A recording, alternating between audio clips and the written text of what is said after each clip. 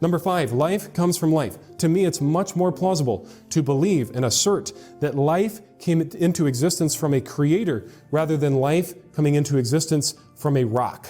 Right, the reference to the rock thing there is that minerals come from rocks and life required the gathering of certain things, potentially, before it started and developed and moved on.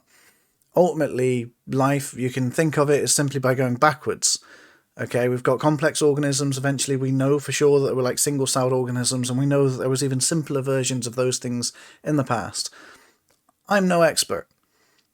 But before life, you have biological chemical reactions. And then before that, you get chemical reactions, which is non-life. The transition between those two things, biological chemical reactions and chemical reactions, is not that big of a gap all of a sudden. We don't know how it happened. I'm not saying that we do, but I'm just saying the gap is not actually that big of a jump. We just don't know the highest of details on this aspect yet. But I wanted to explain that because it just simplifies the whole thing. So thanks, Matt, for bringing up the rock.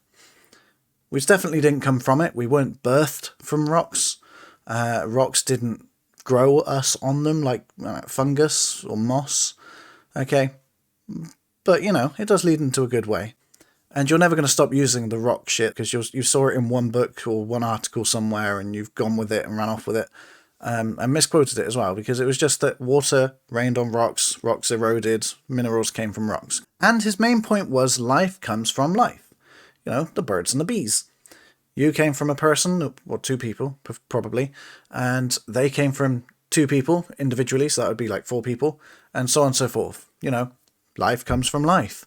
But eventually we know that it doesn't, whether you're an atheist or a theist, because in Matt's view, you have God was the creator. Now, is God alive? Is God life?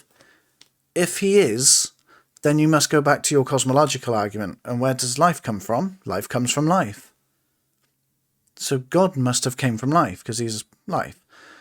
You're probably going to try and reword it now to try and exclude that argument, rather than actually address the issue that's at hand. But, you know, it's your choice, Matt. But I feel like I've already addressed it enough by saying chemical reactions, biological chemical reactions, life. We don't know how it happened exactly, but you can't just put God in there and, you know, just because we don't know doesn't mean that you know.